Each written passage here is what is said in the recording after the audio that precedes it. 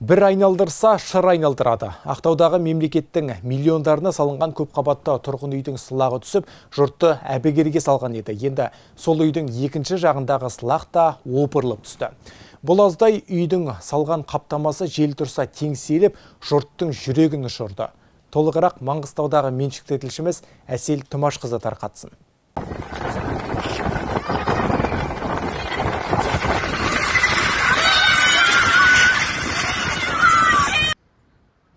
Жұрттың жағасын ұстатқан видео бұл. Барар жері жоқ тұрғындар әлде өз үйлерінде тұруға мәжбүр, ал кейбіреулері туған туысты жағалап жүр. Себебі тұрғын үйдің қалған сыртқы қаптамасы жел тұрса теңселіп қоя беретін көрінеді. Айдың күнің аманда мынандай жағдай болу өкінішке орай, ондай болмау керек. Қаншама рет бұның сыртынан бұны құлатпаймын деп жамағанмен бәрібір бір құлайды. Жалпы адам шығынын келтірмеу үшін соның алдын алып, осыны тезірек бастап кетуін сұраймыз акиматтан. Алдымызда аялдама тұр. Бүкіл осы 30 шағын ауылданның аялдамасы, бүкіл автобустан түскен халық осы домның қапталымен жүреді.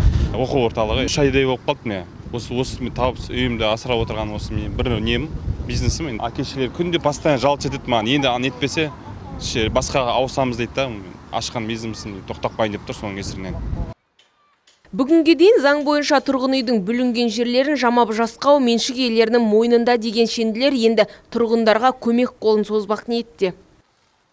Шұғыл түрде бюджеттен, Ақтау қалалық әкімдігінің бюджетінен төтенше жағдайлардың алдын алу және жою бойынша резервтен қаржы бөлінетін болды, және осы қаржыны игеруге құрылыс жұмыстарымен айналысуға жекеменшік шектеулі серіктестігі белгіленді. Енді бүгіннен бастап жұмыстар басталып жатыр. Жылдамырақ жыл арада жұмыстарды бастап аяқтауға тырысып жатырмыз. Қала әкімдігі тұрғын үйдің сыртын түгел алып тастап, алдағы уақытта қайта жасау керек деген шешімге келген. Себебі бұл мәселе техногендік төтенше жағдайлар санатына жатқызылыпты. Сондықтан алдағы уақытта мына тұрғын үйдің сыртын қайта жасау үшін қажетті қаражат қалалық әкімдік есебінен бөлінетін болады.